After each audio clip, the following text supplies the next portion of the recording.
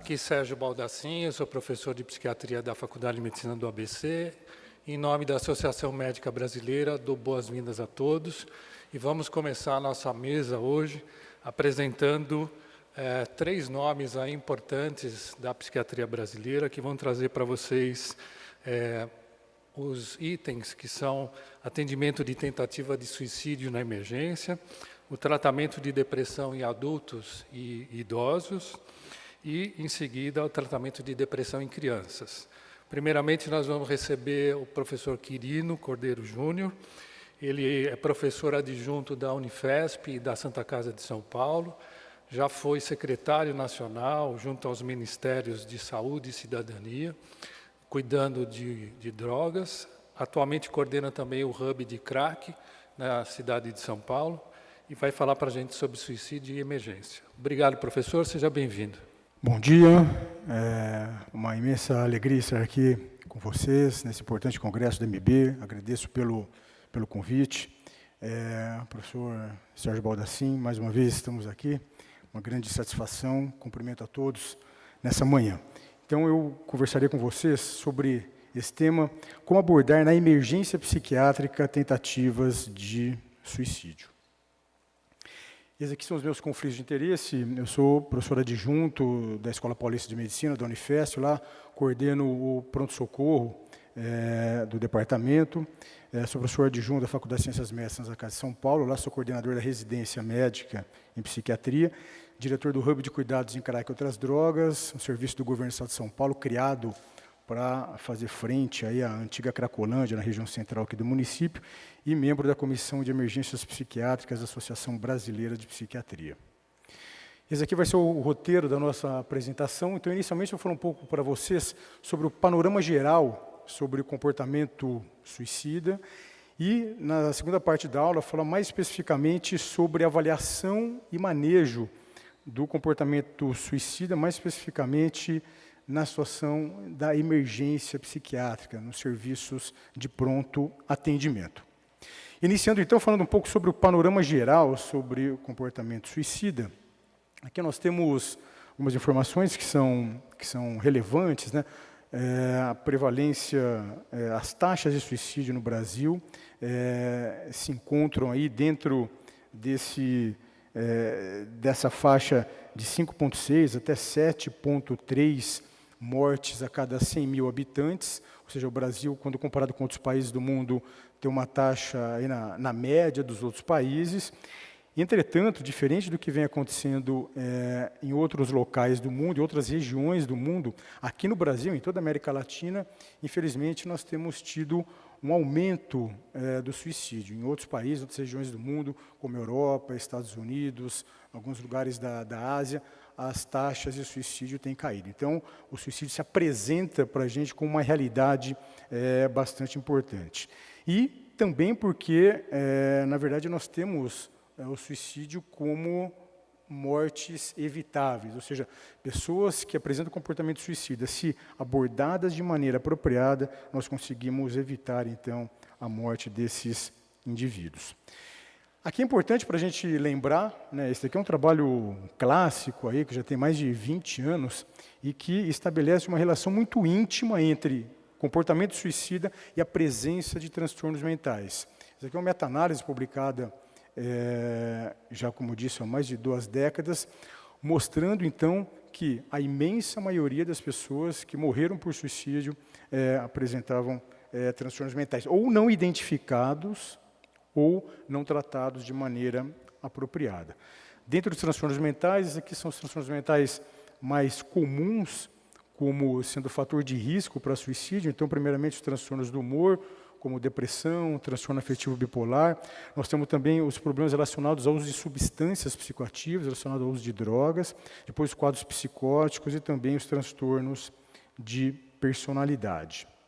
Então, esse aqui é um trabalho importante que foi publicado na JAMA por integrantes da Organização Mundial da Saúde, mostrando que uma estratégia bastante importante para a redução das taxas de suicídio é a oferta de tratamento na área de saúde mental. A grande questão é que nós não temos especialistas, psiquiatras, para que possamos dar conta do atendimento e do cuidado de todas as pessoas que apresentam comportamento suicida. Daí a importância de eventos como esse, de nós podermos discutir e apresentar estratégias de cuidado para médicos generalistas. E a Associação Brasileira de Psiquiatria tem tido cuidado de trabalhar nessa frente, buscando ofertar material de qualidade. Então, aqui eu coloco uma iniciativa da Associação Brasileira de Psiquiatria, são artigos que tratam desse tema em especial, e esse primeiro que fala sobre como deve ser feita a avaliação e manejo de pessoas com risco de suicídio. Coloco aqui como uma indicação depois para quem tiver interesse. Entrando mais especificamente, então, a partir de agora, sobre a avaliação e manejo do comportamento suicida no contexto da emergência, da emergência psiquiátrica, no contexto do atendimento dos pacientes nas UPAs, nos serviços de pronto atendimento. Acho que o primeiro tópico aqui que eu gostaria de abordar com vocês é buscar quebrar eventualmente um mito que pode existir, é que investigar sobre ideação suicida, conversar sobre esse tema, pode eventualmente induzir o pensamento suicida no paciente. E aí nós temos literatura já há mais de 2 décadas, bastante consistente, mostrando que, na verdade, esse não é um problema. Pelo contrário, nós sim precisamos investigar nos pacientes que apresentam transtornos mentais, eventualmente aqueles que já chegaram no nosso serviço, já se queixando de ideação suicida, ou que foram levados para um serviço de pronto atendimento por conta de uma tentativa frustrada de suicídio. Então, conversar sobre esse tema é muito importante para que nós possamos identificar essa situação, avaliar o risco e ofertarmos o tratamento apropriado. Uma outra questão importante também é que parte considerável dos pacientes que acabaram morrendo por suicídio acabaram comunicando as suas intenções suicidas antes da morte. Essa é uma outra coisa importante também aqui, para que nós, como médicos, possamos estar atentos para isso, porque os pacientes acabam falando sobre isso antes de tentarem o suicídio. É importante que nós estejamos atentos a essa situação para podermos ajudar de maneira apropriada os nossos pacientes. Aí, então, no contexto do pronto atendimento, que é o tema da nossa apresentação, nós temos ali diante de um paciente com uma tentativa frustrada de suicídio, ou que foi levado ali por familiares, porque o paciente estava comentando que não tinha mais esperança na vida, que iria se matar. Como nós, então, fazemos a avaliação desse paciente? Basicamente, nós vamos nos valer de um balanceamento entre fatores de proteção e fatores de risco para o suicídio. Esse daqui é uma lista, tem num livro, um tratado de psiquiatria, do Kaplan e Sadock, e que mostra aí quais são as variáveis que nós precisamos investigar num paciente quando estamos avaliando risco de suicídio. Primeiro, então, falando sobre o perfil demográfico e social desses indivíduos, em geral, nós temos pacientes com maior risco nos extremos de idade, ou os pacientes mais jovens, ou pacientes já mais idosos. Sexo masculino tem uma chance maior de morrer por suicídio, em que pese as mulheres apresentarem mais tentativas de suicídio. Estado civil, indivíduos solteiros, divorciados, que gozam de um suporte social mais restrito, indivíduos com problemas de emprego, desempregados, indivíduos que têm problemas financeiros, relacionamentos interpessoais conflituosos e antecedentes familiares de tentativa de suicídio. Existe um componente hereditário, talvez estando na base disso uma impulsividade maior. Então, indivíduos que têm história familiar têm uma chance maior de morrer por suicídio. Em relação à saúde física, indivíduos que têm doenças crônicas, doenças que causam uma série de dificuldades, quadros de dor crônica também têm uma chance maior. Presença de transtorno mental agudizado, quadros de humor, quadros psicóticos, uso de substâncias psicoativas. Em relação à atividade suicida, indivíduo com ideação suicida mais frequente, em geral, com planejamento suicida, tem um risco maior. Entretanto, muitas vezes o indivíduo não tem planejamento suicida, porém é um indivíduo muito impulsivo. Esse indivíduo ele pode saltar fases, porque em geral o indivíduo desenvolve uma ideação suicida que vai sendo mais frequente, que se cronifica, o indivíduo então organiza um planejamento para tentar se matar, mas indivíduos mais impulsivos podem pular essas fases. Tentativas prévias de suicídio é um fator importante. Muitas vezes, nós acabamos tendo uma ideia de que, ok, esse indivíduo já tentou várias vezes, talvez ele não queira se matar mesmo. Não.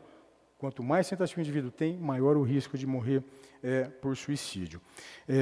De recursos, indivíduos com poucos recursos sociais e pessoais de enfrentarem situações difíceis, indivíduos que estejam passando por problemas, conflitos, perdas, luto, problemas financeiros, são indivíduos em maior situação de risco. Então, basicamente, o que a gente vai ter que fazer na avaliação de risco de suicídio como eu já disse, é como se nós usássemos uma balança. Nós vamos, então, ponderar se o indivíduo tem mais ou menos fatores de risco e de proteção. Escalas de avaliação são instrumentos que existem, porém, os trabalhos têm mostrado, aqui tem alguns trabalhos sobre esse tema, têm mostrado que as escalas, na verdade, elas servem para uma avaliação adicional, mas o que ajuda mesmo é essa ponderação entre mais presença de fatores de risco e menos presença de fatores de proteção. Então, basicamente, a gente vai ter que avaliar os fatores de risco do indivíduo, principalmente histórico pessoal e familiar, como já conversamos, presença de transtorno mental agudizado e estressores que acometem o indivíduo. Esses são os principais fatores de risco para o indivíduo morrer por suicídio. Presença de fatores de proteção, ou seja, fatores que ajudam o indivíduo, principalmente suporte familiar e social. E, como nós já falamos, as escalas elas ajudam para dar um suporte maior nas avaliações dos indivíduos. Entretanto, não existe uma escala que vai ser um fator de avaliação única para os pacientes. Falando, então, das escalas, nós temos algumas que têm resultados mais efetivos no auxílio da avaliação suicida. Essa é uma delas, a Columbia, uma escala da Universidade de Columbia, nos Estados Unidos, que tem, inclusive, meta-análise mostrando que pode ser utilizada. Entretanto, insisto, a avaliação de risco do suicídio é uma avaliação clínica e que nós precisamos ponderar entre maior presença de fatores de risco do que de proteção. Existem algumas outras, como, por exemplo, essa, SAD Persons, que já é da década de 80, só que todos os estudos têm mostrado em que pese ser uma escala mais utilizada na prática clínica, mas é uma escala que tem pouca efetividade. Então, insisto que nós precisamos fazer uma ponderação da presença de fatores de risco e fatores de proteção. Na avaliação do risco de suicídio, então, nós precisamos avaliar esses fatores de proteção e de risco e identificar o melhor local para o indivíduo ser tratado, ou num ambiente protegido, como um hospital, ou se o indivíduo, então, tem condições por ter um risco menor, pela presença de poucos fatores de risco, mais fatores de proteção, para que esse indivíduo, então, possa ser encaminhado para um serviço de base territorial. Se esse indivíduo for encaminhado para um serviço de base territorial, tem uma literatura já bastante robusta, mostrando que é muito importante que nós possamos organizar isso desde já, o atendimento no serviço de emergência, um plano de segurança contra o suicídio. Tem literatura bastante robusta, mostrando a efetividade desses planos de segurança contra o suicídio. Isso daqui é um exemplo, utilizado lá em Porto Alegre, pela Secretaria Municipal de Saúde. Isso nós já devemos começar no serviço de emergência. Quando o indivíduo vai receber alta, nós colocarmos para ele esse plano para que, sempre que ele for acometido por uma ideação suicida mais importante, ele poder, então, buscar cuidado, buscar suporte. Então, aqui, por exemplo, fazer algumas atividades para se acalmar quando ele for acometido por uma ideação suicida muito importante. E é importante que, na verdade, fique já bem claro e escrito quais são as atividades que ele vai fazer. Ouvir música, fazer uma técnica de relaxamento, lembrar das razões que ele tem para viver, então, filhos, família, isso é uma coisa importante. Telefonar para um amigo ou um membro da família numa situação de maior crise e já ter qual que é essa pessoa ter o telefone, se não tem contato se não conseguiu falar com essa pessoa naquele momento, ter um outro contato, ligar para o psiquiatra, para o psicólogo, se tiver algum problema, ligar, por exemplo, para o CVV, uma linha de ajuda, ou, eventualmente, numa situação de maior gravidade, ele ir para um serviço de emergência. E é importante que ele saiba exatamente qual que é o serviço de emergência, eventualmente uma pessoa para ajudá-lo. Então, esses planos de contingência são muito importantes. E nós temos vários estudos mostrando a efetividade desses planos de segurança contra o suicídio. E fica ainda mais eficaz quando se institui um telemonitoramento, ou seja, o indivíduo vai sendo monitorado depois da alta, depois do encaminhamento para um serviço de base comunitária. Muito importante que, nesse momento, situações que possam levar o indivíduo a tentar suicídio, é importante que haja uma redução desses fatores, como, por exemplo, o uso de álcool e drogas, acesso a armas, acesso a medicamentos. Se o indivíduo vai fazer um tratamento, por exemplo, quando um quadro depressivo, um quadro psicótico, é importante que a medicação, por exemplo, fique sob cuidados de outras pessoas para ajudá-lo nesse momento. E isso é muito importante porque nós temos dados bastante robustos mostrando que há um risco muito grande de morte por suicídio após alta de serviços de saúde. Então, é muito importante nas primeiras semanas, nos primeiros meses, que os pacientes sejam acompanhados de perto, que seus quadros psiquiátricos sejam tratados, mas que haja uma ação mais específica voltada para o risco de suicídio. E, para finalizar, muitas vezes, os pacientes que apresentam risco de suicídio, tiveram uma tentativa de suicídio, muitas vezes esses indivíduos vão precisar ficar internados, né, no serviço de emergência, eventualmente até ser encaminhado para um serviço de internação futura. E aqui, só para a gente conversar um pouquinho sobre essa temática, né, das internações para o paciente que está num risco de suicídio, em algumas situações a internação precisará acontecer de maneira involuntária, para preservar a integridade do paciente, obviamente preservar a sua vida. No Brasil, nós temos uma lei federal, já de 2001, que garante a possibilidade da realização da internação involuntária para pacientes com transtornos mentais em situação de risco, a Lei 10.216, de 2001, e mais recentemente, em 2019, nós temos uma outra lei federal, a 13.840, que garante a possibilidade da realização de internação involuntária para o tratamento de pessoas com quadros de dependência química, sempre, obviamente, em favor do paciente. Nós temos uma resolução do Conselho Federal de Medicina, que também dá suporte para esse tipo de internação, que é a Resolução 2057 de 2013, e que coloca ali como os critérios de internação proteção da vida dos nossos pacientes.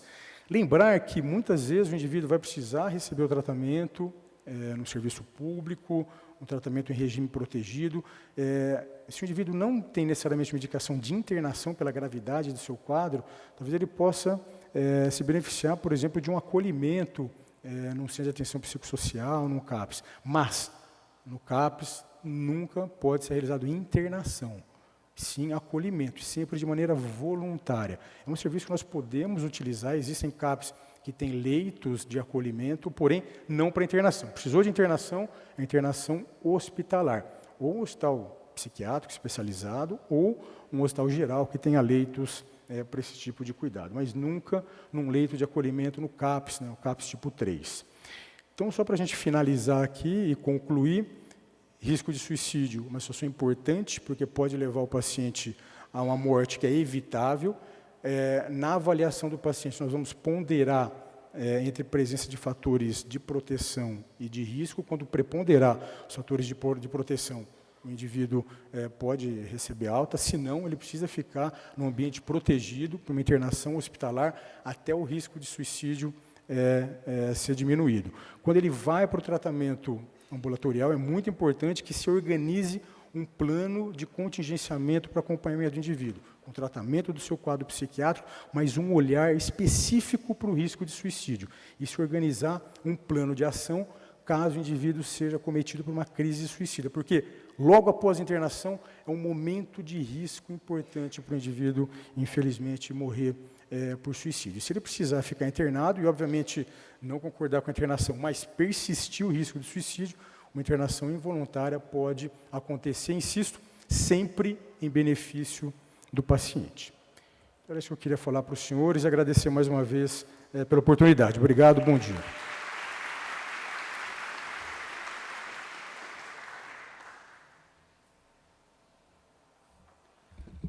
Obrigado, professor Quirino, pela excelente apresentação, que interessa a todos nós de médicos gerais, generalistas, com competência generalista. Já vou deixar uma pergunta para você: por que o pessoal da saúde frequentemente não atende bem as tentativas de suicídio, até de certa forma desprezando, e se já tem uma regulamentação de comunicação compulsória aí das tentativas? Agora nós vamos receber a professora Tânia Toledo Ferraz. Professora Tânia, ela é doutora pela Faculdade de Medicina da USP, ela coordena o corpo clínico do Instituto de Psiquiatria da Faculdade de Medicina da USP, no Hospital das Clínicas, e é diretora do Departamento de Psicogeriatria da ABP. Muito bem-vinda, professora. Vai falar sobre depressão em adultos e idosos.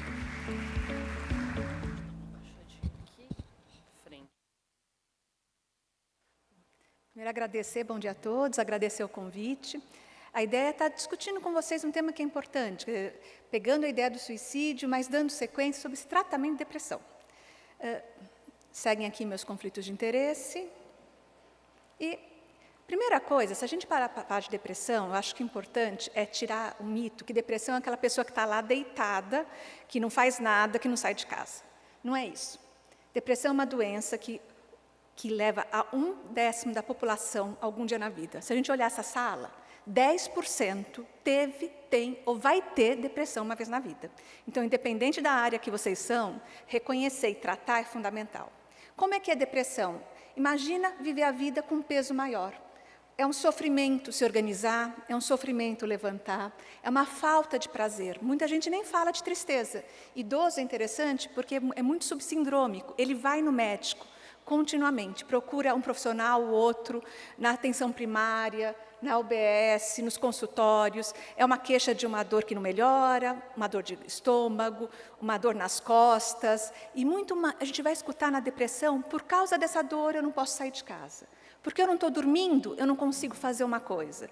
E estou cansado, eu preciso de uma vitamina. Quantos pacientes a gente vê na nossa prática com essa queixa? E às vezes a gente pergunta sobre tristeza, a pessoa fala assim: não estou triste, mas ela não tem prazer. Sabe aquilo que vocês gostam? Perde a graça. Aquela pessoa que adora futebol, não quer mais assistir jogo porque não tem graça. Aquela pessoa que gosta de ler, para de ler livro. Quem gosta de ir no cinema, para. A vida perde a graça. E muitos pacientes vão trazer, e aí o Quirino trouxe bem, ideação suicida. E nessa hora, perguntar, questionar é fundamental, porque vai tomar uma decisão diferente dependendo de como tiver. E como é que a gente trata? Quer dizer, se a gente parar para pensar, o tratamento de depressão, vamos utilizar uma medicação, pensando nos guidelines, né, que a gente tem. Em geral, a gente começa com dor seletiva ou dual, seja para adulto, seja para idoso. Mais para frente eu vou trazer uma tabelinha, um pouco de sugestões. Como é que a gente escolhe? Depende de algumas características. Então, por exemplo, eu vou pensar em interação medicamentosa, eu vou pensar nos sintomas agregados. Por exemplo, se um paciente tem dor, eu posso usar um dual. Se o paciente, de repente, um idoso, vou pegar uma medicação com menor interação medicamentosa. Se eu tenho sono, vou dar uma medicação ativadora. Ao contrário, se eu tenho insônia, eu vou dar um remédio sedativo para tentar pensar em monoterapia. E a gente vai reavaliar. E aí a importância que eu estou colocando de usar uma escala. Ninguém aqui pensa em tratar, por exemplo, pneumonia e não medir a temperatura, certo? A gente utiliza a medida de temperatura para quê? Para ver se está melhorando com o antibiótico. E por que na psiquiatria a gente não usa escala, gente? Já pararam para pensar? Ninguém está falando de fazer diagnóstico por escala, mas medir melhora, avaliar se o paciente está melhorando. Porque muitas vezes eu preciso perceber mudança. O paciente estava com uma depressão grave, continua deprimido, mas está melhor em alguns sintomas. E se a gente não fizer uma medição, É como perguntar sobre febre. Todo mundo aqui na pediatria, um dia na vida, atendeu uma mãe que falou, meu filho está com febre. De quanto? Ah, não medi, é febre interna. Não é assim? Aqui é a mesma coisa, eu preciso acompanhar. Então, usar a escala para acompanhamento vai dar um padrão objetivo. E eu vou poder comparar depois de 2 semanas, depois de 4 semanas, se o remédio está funcionando. E é interessante que com 2 semanas, se tiver uma melhora de 10%, eu vou dizer que tem uma alta probabilidade daquele paciente melhorar com esse remédio. E aí, depois, vamos ajustar o remédio. E aí entra um dado importante. Não é para ficar trocando remédio toda semana, a não ser que não tenha uma tolerância. Mas também não é para ficar 6 meses com a mesma medicação sem aumentar a dose. Então, a gente pensa a cada 4 semanas, idoso um pouco mais, aumentar a dose, até a remissão. E aí, gente, não é voltar a ser, melhorei, mas estou sem sintoma, mas minha vida não está com graça. É remissão, é voltar a ser quem a pessoa era. Voltar a ter brilho nos olhos. Porque se a gente não tiver isso, a gente não atingiu remissão. E é esse ponto que a gente quer. E contar para os pacientes que demora um pouco. Demora. Às vezes, 1 a 3 meses nessa primeira fase, que é atingir a remissão. E depois disso, vai fazer a manutenção. A gente contar para o paciente isso, vai evitar que ele pare o remédio logo depois que ele está bem. Às vezes a gente ouve isso, estou bem, vou parar o remédio. Não, não pode. O risco de recaída é muito grande. Então, a gente tem que falar, olha, você vai ter que fazer a manutenção. Depois dessa manutenção, a gente pode, se é um primeiro episódio, pensar em descontinuar. Mas se aquela pessoa que já teve várias vezes, toda vez que parou, voltou, a gente vai ter que continuar com a medicação. Então, lembrarem disso é importante na hora que a gente faz o projeto terapêutico, o plano terapêutico. E aqui vem algumas dicas. Quer dizer, porque assim, vocês já viram quantos antidepressivos tem no mercado? Um monte.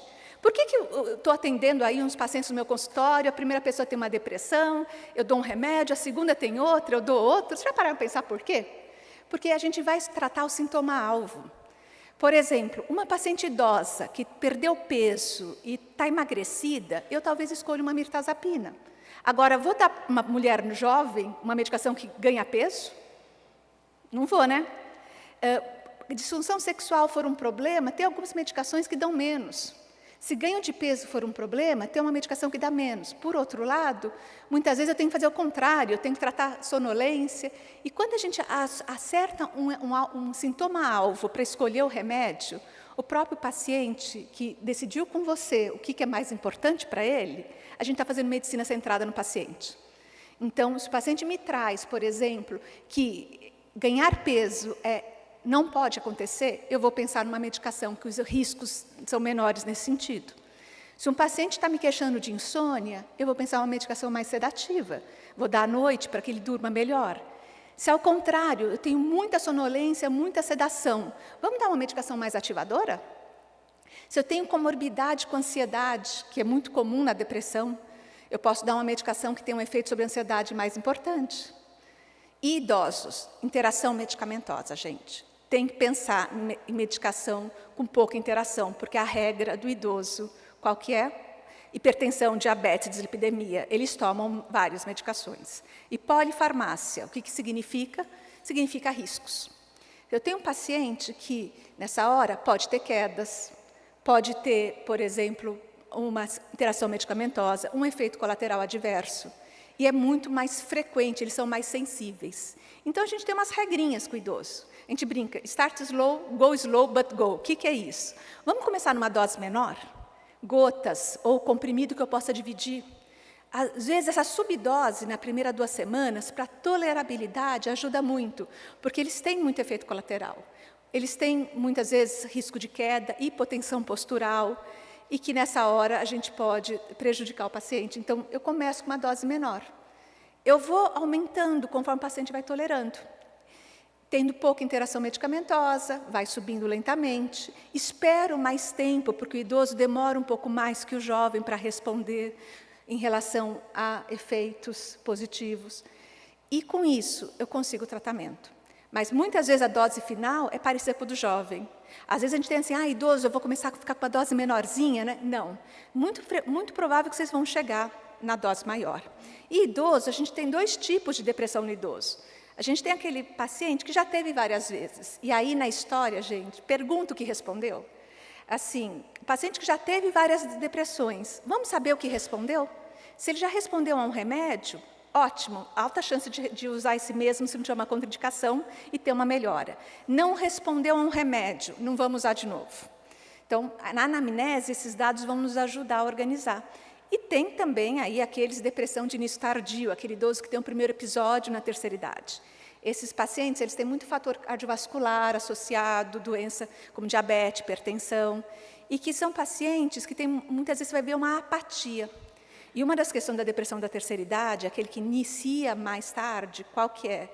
A gente tem que investigar demência ativamente, fazer um rastreio cognitivo. Então, isso é um dado que a gente tem aí num cuidado de depressão tardia. Bom, eu dei um antidepressivo e vem a pergunta que acho que todo mundo faz. Não funcionou, o que eu faço agora, né? Essa é a pergunta típica que a gente tem nesse momento. O remédio não funcionou. Então, se a gente pensar em termos de steps, estratégias, eu vou escolher uma medicação. Se eu passei um inibidor seletivo ou um dual com primeira escolha, geralmente a gente começa por isso. Melhorou? Beleza, segue em frente, continua na manutenção. Não melhorou? Dose e tempo adequado? Tomou pelo tempo que precisava? Esperamos o tempo adequado para isso? Atingimos a dose máxima ou máxima tolerada? Sim, então aí eu vou trocar. Vou para uma segunda linha, que eu vou tentar trocar a família. Se está com inibidor seletivo, eu vou para dual, ou eu posso trocar na mesma família. Estava dando uma medicação, eu dou outra. E posso usar outras medicações, por exemplo, propiona, vortioxetina, vilazodona. E, de novo, um novo trial. Sobe a medicação, acompanha. Por isso que a medida é importante. Avaliar o quanto a pessoa respondeu. Muitas vezes, essa segunda linha, se o paciente respondeu 80% na primeira linha de tratamento, eu posso até pensar em potencializar antes de trocar. De repente, é uma estratégia que vai... Então, nessa hora, a escala me deu esse ponto de tomada de decisão. Trocamos. Fizemos um novo trial, tempo, dose adequado. Se ele não responder essa segunda monoterapia, a gente vai pensar nas associações. E aí, posso associar antidepressivo, 2 antidepressivos. Eu posso potencializar, por exemplo, com antipsicótico atípico. Eu posso usar técnicas, por exemplo, como acetamina. Eu posso começar a pensar em neuromodulação. Quer dizer, aí eu vou para outras estratégias. Só que tomar cuidado com interação medicamentosa e polifarmácia. Assim, vamos fazer prescrição que a gente tem orgulho. Quer dizer, que eu posso olhar e falar assim, essa prescrição está bonitinha. Quando começa a associar tudo com tudo e fazer aquelas associações que a gente olha e fala, ai, menos, né?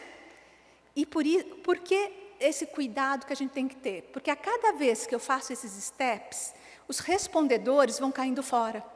Então, assim, 1/3 dos pacientes respondem no primeiro tratamento. Se de repente aqui vocês estão, por exemplo, eu tiver 10% com depressão no primeiro episódio, 1/3 de vocês, o que eu der vai melhorar. Vai ter um outro grupo, mais 25% quase, que vai melhorar quando eu trocar. Mas a partir desse momento que eu for entrar na terceira tentativa de tratamento, eu já começo a ganhar pouco. Por isso que também a gente tem que pensar aí na psiquiatria, que a gente tem outras estratégias para estar cuidando e estar lidando com esses pacientes.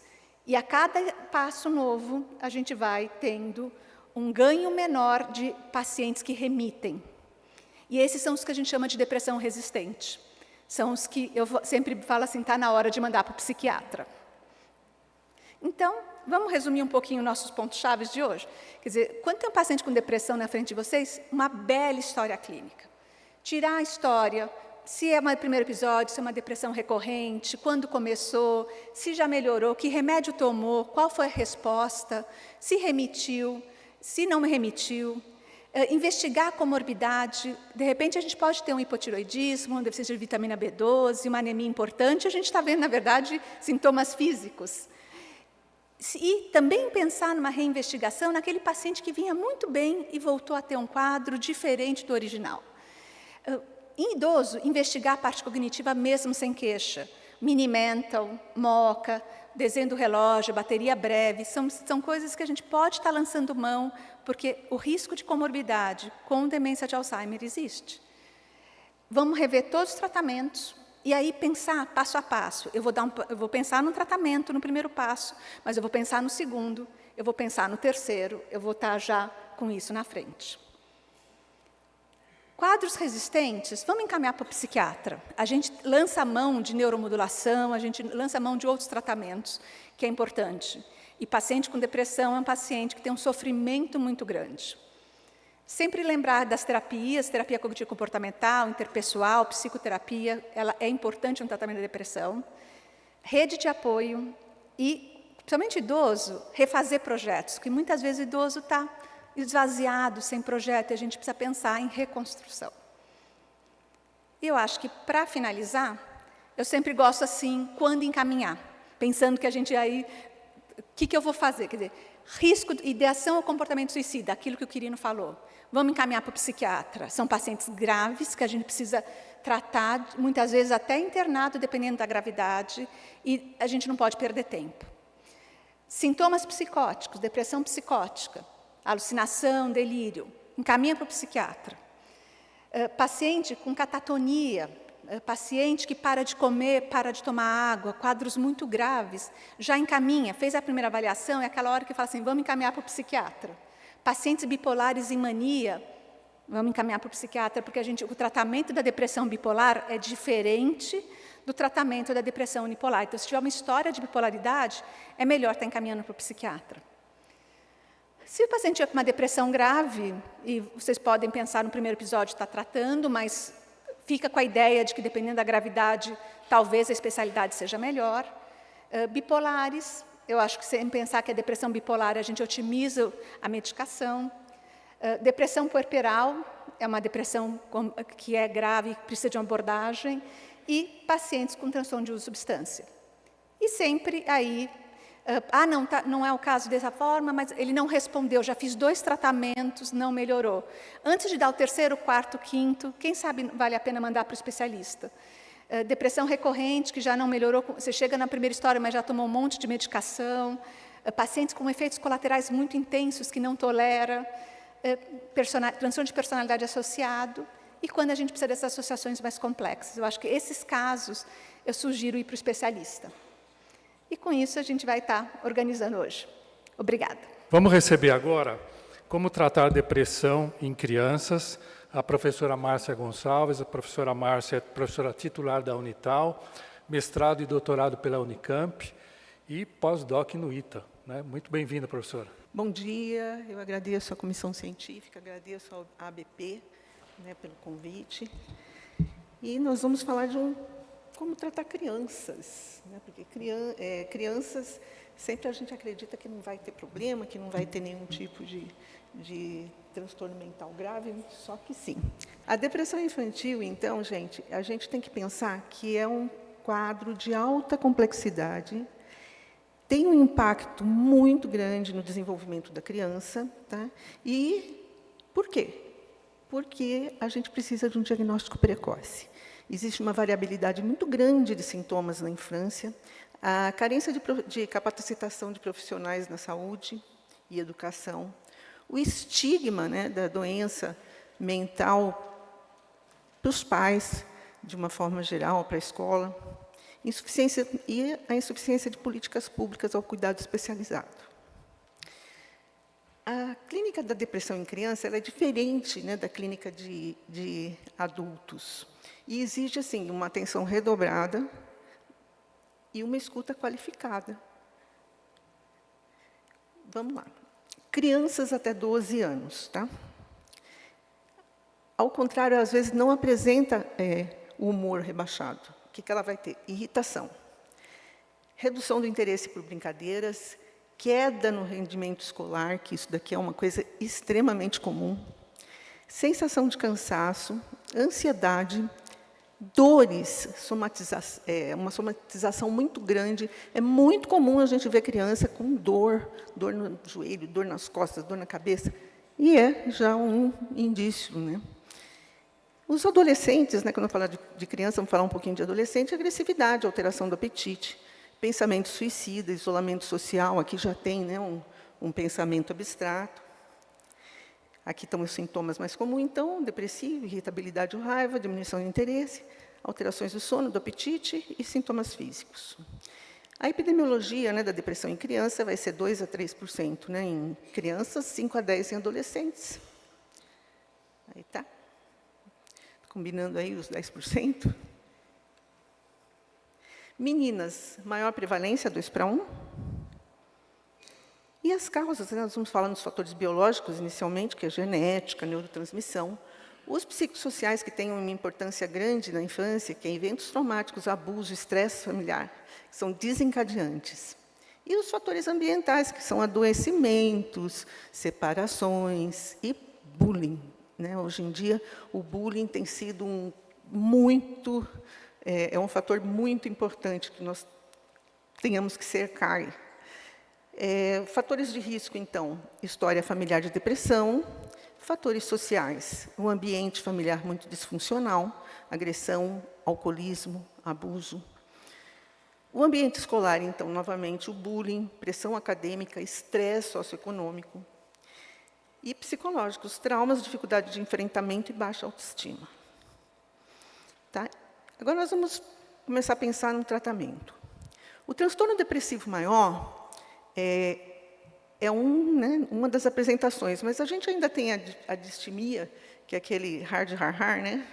Ó dor, ó dia, o azar, que é sempre rasante. O transtorno de ajustamento, né, em criança, que às vezes a criança está passando por um divórcio, né, os pais estão se divorciando, existe um afastamento dos amigos, mudança. Então, essa criança está com um transtorno de adaptação e ajustamento com sintomas depressivos. Depressão por situações específicas, luto, que às vezes a criança está de luto. Não, criança não tem luto? Tem, né? E às vezes não está complicado, mas tem sintomas depressivos. Comorbidades. Comorbidades em criança, gente, é uma das coisas que mais dá trabalho para a gente, porque realmente você coloca dentro do samburá assim, uma série, né, de quadros, e a gente, né, tem que destrinchar esses quadros, porque eles têm são muito parecidos. Transtorno de ansiedade, transtorno de conduta, de aprendizagem, transtornos nutricionais, TDAH, hoje em dia o TEA, né? Transtorno do espectro autista, que está muito na moda, vamos dizer assim, né? Aqui eu coloquei uns sintomas, né, de autoagressão que às vezes acontece, né, em criança. Então, essa parte de baixo, que é bem pequenininha, né, em azulzinho, que seria a automutilação, né, a automutilação em criança. E nos adolescentes, já essa amarelinha aí, que já vê que, ultimamente, está subindo. Está, de 2018, quase 30%. E agora vamos entrar um pouco nos medicamentos e dosagens.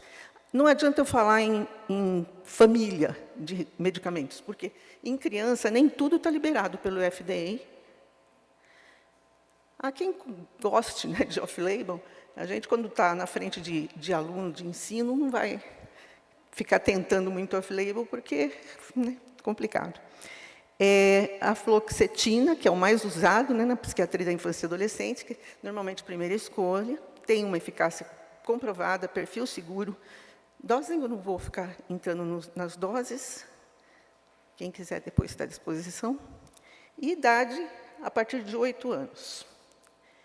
Uma coisa que a gente tem que ter muito cuidado com antidepressivo em crianças e adolescentes, principalmente, é porque existe realmente um risco de pensamento suicida. Tá? É sério. Né? A sertralina foi aprovada a partir de 6 anos. A gente vai ajustar essa dose. O escitalopram, de 12 a 17 anos, a gente até pode usar em depressão. E, a partir de 7, para transtorno de ansiedade generalizada. A fluvoxamina a gente usa também acima de 8 anos. Venlafaxina. Os tricíclicos, que hoje em dia praticamente não se usa, mas em criança, numa segunda linha, aí, nós vamos usar tricíclicos, sim. Né? Sempre pensando nos efeitos colaterais, que são frequentes. Amitriptilina, que a gente usa também para enurese. Agora, veja bem, dentro dessa família, a nortriptilina ainda não é recomendada para crianças.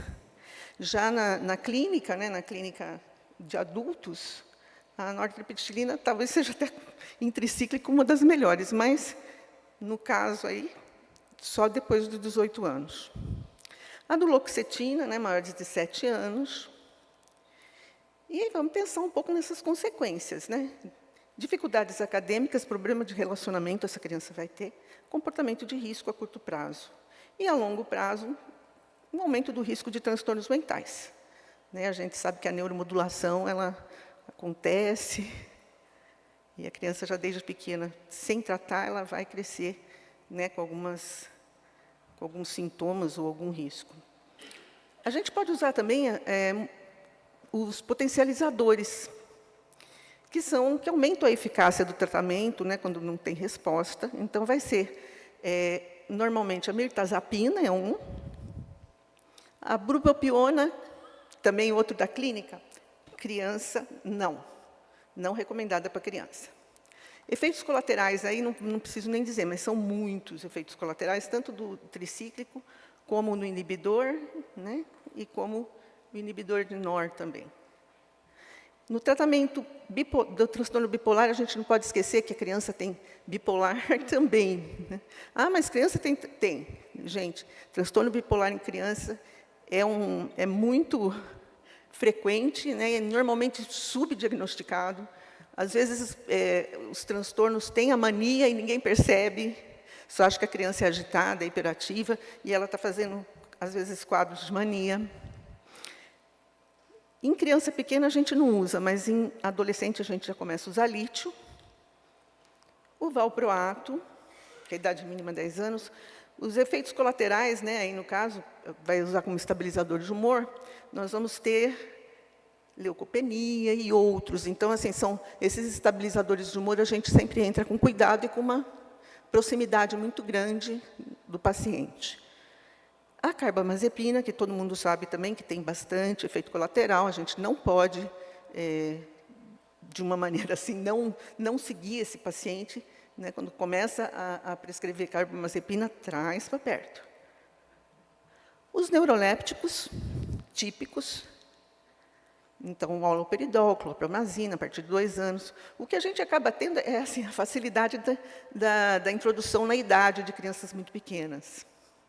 A tioridazida, né, a levomipromazina, e os novos, né, os atípicos, que a risperidona, a gente tem a risperidona na rede pública em alto custo. A quetiapina já é um pouco mais difícil, mas também tem.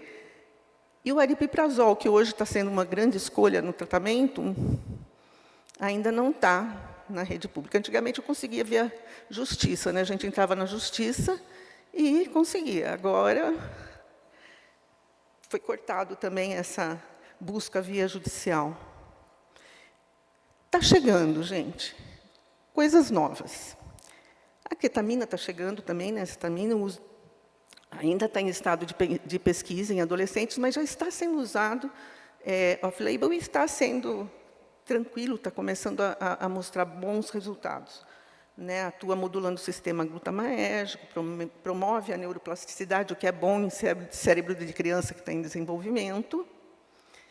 Os exames laboratoriais, uma coisa que a gente tem que tomar cuidado em criança, é que muitas vezes a criança chega com todas as queixas, e aí nós vamos falar, não, tudo bem, já vamos entrar com o medicamento. Pezinho para trás. Por quê? Porque em criança eu preciso avaliar a parte orgânica, sim. Muitas vezes essa criança nunca fez um exame além de um hemograma. Principalmente no serviço público, a gente recebe criança que nunca passou por nada, nunca fez nada. O que eu pego de alteração nessas crianças, gente, é brincadeira. Então, nós vamos fazer o quê? Nós vamos avaliar essa criança, em primeiro lugar, se a gente tiver tempo, né? Porque ambulatório tem tempo, às vezes na urgência não tem tanto, mas no ambulatório a gente tem tempo de pedir. Então, glicemia, ureia, hemoglobina, hemograma, enfim, todos os exames, inclusive se a gente vai pensar em usar depois um antipsicótico, a gente já vai começar a pensar em pedir um colesterol, porque se a pessoa for pegar dentro do serviço público, no alto custo, ela já está com os examinhos na mão, né? Porque senão depois é mais um tempão para conseguir chegar. Exames de imagem, se necessário, né? Tomo. Eletrocardiograma sempre. Criança, às vezes, nunca fez eletrocardiograma. O que aparece no hospital, porque a gente tem um serviço de atendimento de psiquiatria infantil no Vale, que vai desde Cunha até Igaratá, quer dizer, atravessa o Vale, e o nosso serviço é referência de psiquiatria infantil. Então, assim, muitas vezes eu recebo criança que tem problemas cardiológicos, mas não sabe. Aí, se eu dou um medicamento, já viu, né? Vou fazer o eletrocardiograma, o eletroencefalo. O tratamento coadjuvante, então, nós vamos ter psicoterapia, que são fundamentais aí, né? O diagnóstico precoce, e nós vamos também encaminhar para outros profissionais. Muitas vezes a gente precisa de nutricionista, a gente precisa de fono, a gente precisa de... né? A estimulação transcraniana é uma coisa que está chegando, tá? Ainda não está aprovada, mas está chegando. A escola, nós sempre vamos ter que estar em contato com essa escola, porque ela vai nos ajudar, né, a principalmente perceber, né, a alteração de comportamento. Não podemos esquecer que hoje em dia existem muitos, né, suicídios, né, nessa faixa, né, tal criança, adulto. Terapias psicológicas, a gente vai entrar, então, nesse tratamento sempre muito próximo. Ajuste do plano de tratamento sempre. Terapias familiar, né? Terapia familiar, às vezes, é muito necessária, porque muitas vezes a criança está naquele ambiente que vai ser difícil. Acompanhamento, envolvimento da criança. Na emergência, né? Abordagem de emergência, nós vamos garantir segurança, tirar, né, dos acessos de meios letais, principalmente criança pega faca, né? É comum a criança sair com a faca. Isso é muito... A gente vê bastante, né? O contato com profissionais de saúde mental rapidinho, o mais rápido que a gente conseguir, né? E uma comunicação empática, principalmente em adolescente, ter todo aquele acolhimento, né? E deixar falar. Então, é isso que eu queria mostrar para vocês. E alimentar a nossa criança interior, não deixando morrer, é viver com mais graça, leveza e harmonia. Obrigada.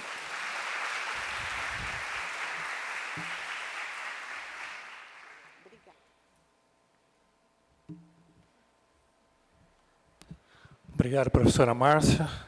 Eu tenho aí uma dúvida que já vou passar para você. Às vezes a gente recebe criança com suspeita de depressão que, na verdade, não enxerga, né? Ela tem problemas visuais, baixa acuidade. Fica para a mesa aí. Eu agradeço, então, aos convidados e vou convidar a professora Alexandrina Meleiro, uma grande amiga, acho que o Brasil inteiro conhece. Ela coordena a Comissão de Saúde Mental do Médico da ABP, conselheira da ABRATA, Associação de Transtornos Afetivos, e da ABEPS, que é Prevenção do Suicídio, e doutora pela USP. Ela vai coordenar a mesa agora. Muito obrigado, professora.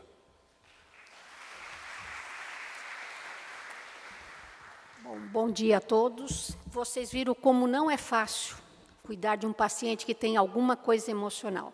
E, para isso, a gente vai estar convidando o professor Quirino, a professora Márcia e a professora Tânia para fazer parte da mesa, e a gente vai deixar aberto aí para vocês fazerem perguntas. Eu só queria fazer uma breve colocação. Vocês viram que... Podem vir os três. Enquanto isso, eu vou falando. Não pode perder tempo.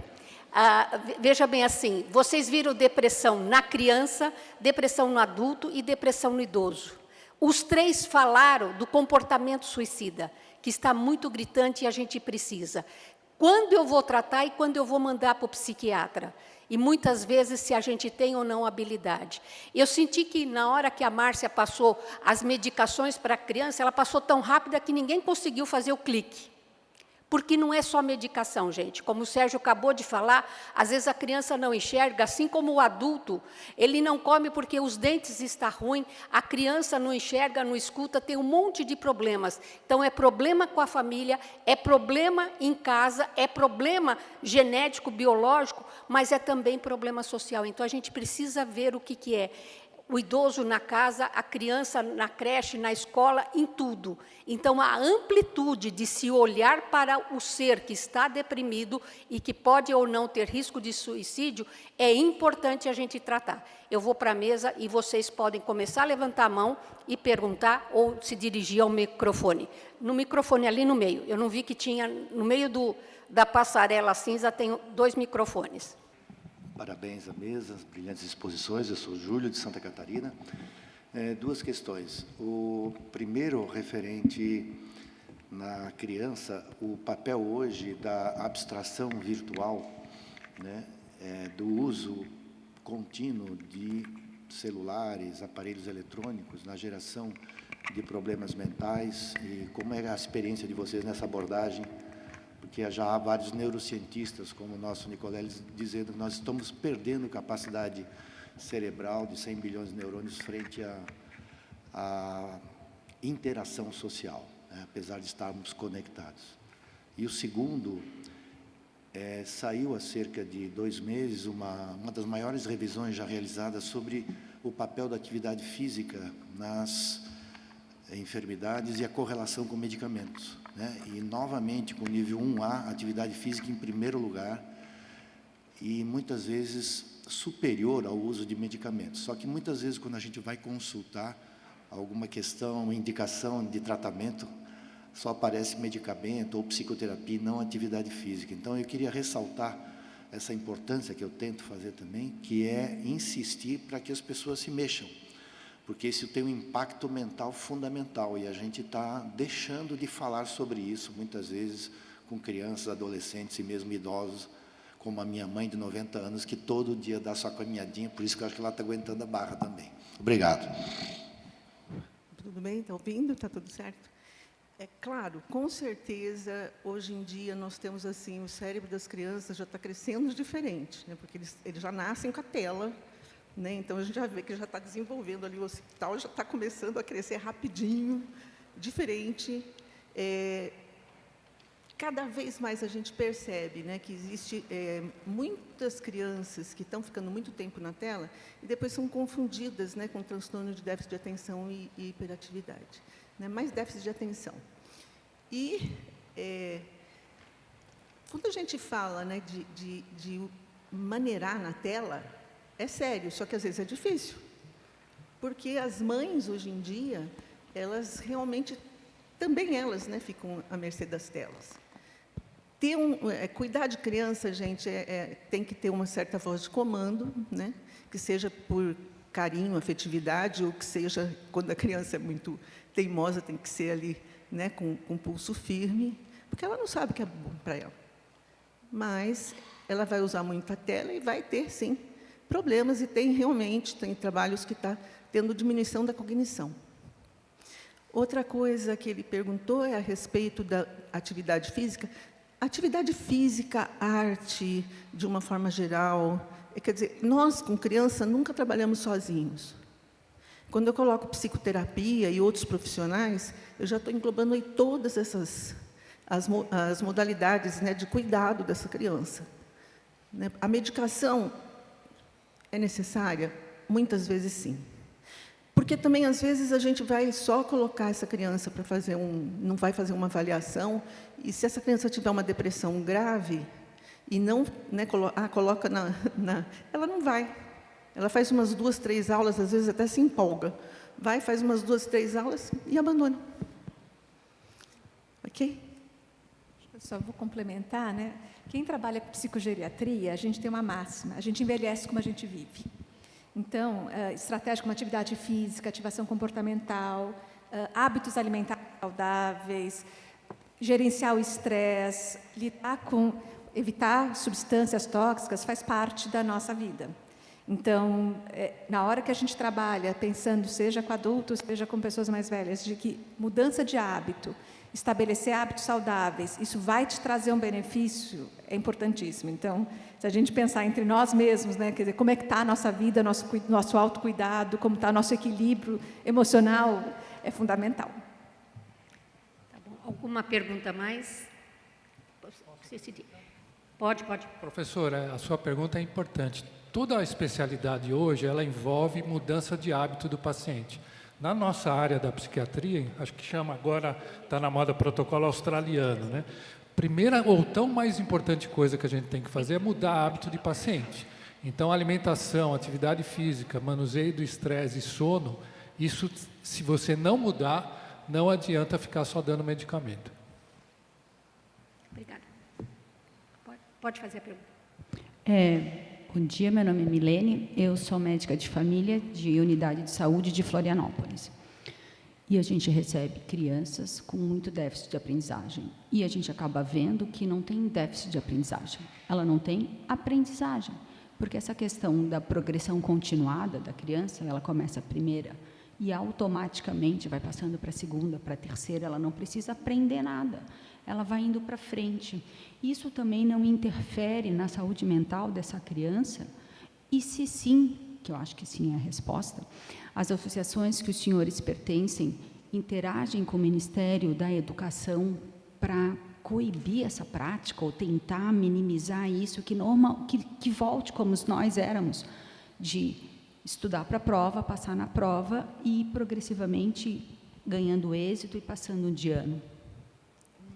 Obrigada.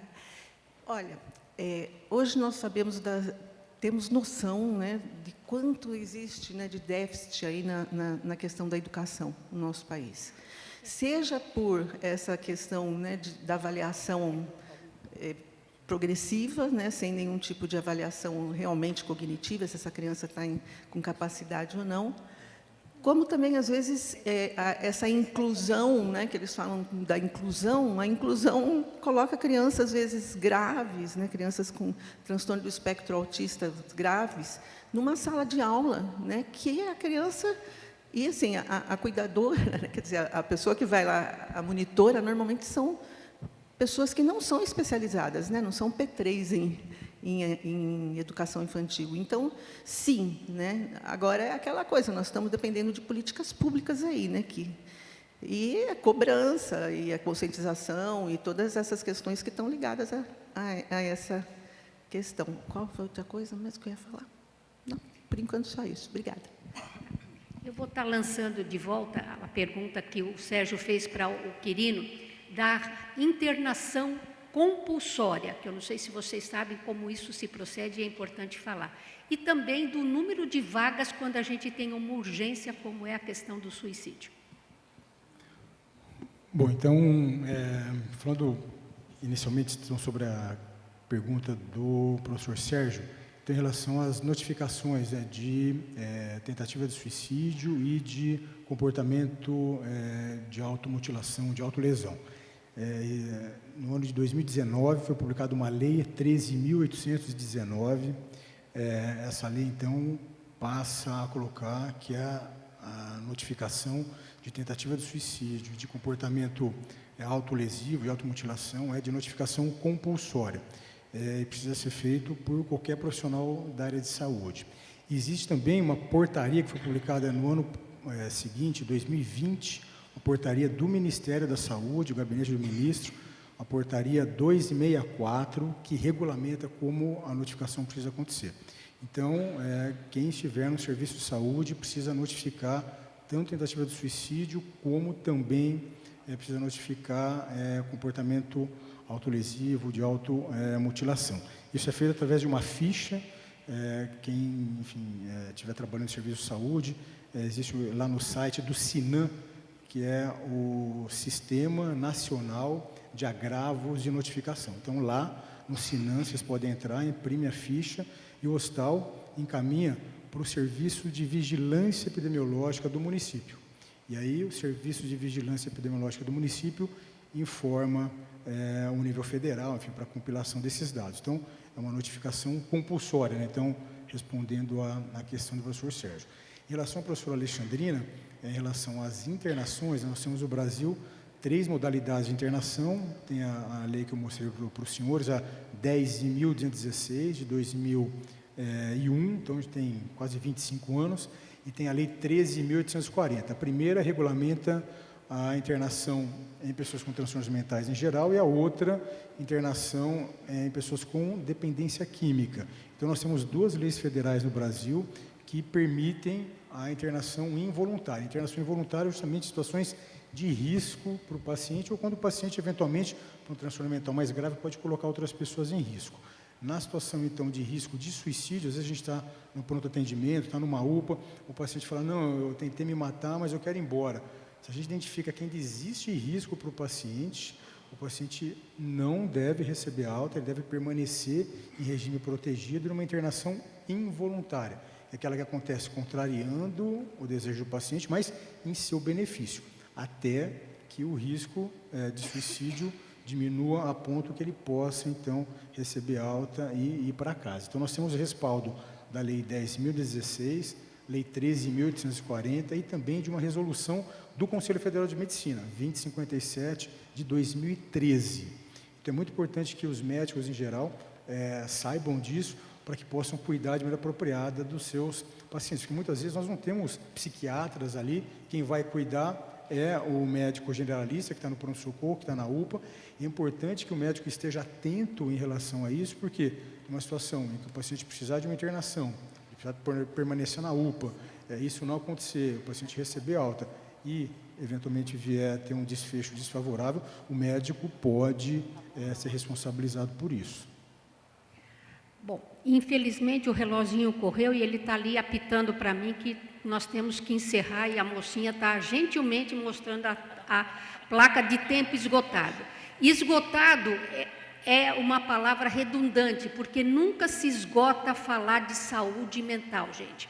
Então, quem tiver pergunta, os nossos palestrantes vão estar à disposição para responder, não dentro da sala, mas lá fora, porque a sala vai ser ocupada, e convidar vocês, à tarde terá outra mesa de psiquiatria, e amanhã eu estarei falando à tarde sobre burnout no médico, imperdível. Agradeço a todos, imperdível mesmo, porque a situação é gritante. Agradeço a todos e aproveitem esse congresso porque ele está excelente. Muito obrigada, agradeço ao Quirino, a Márcia, Tânia e ao Sérgio.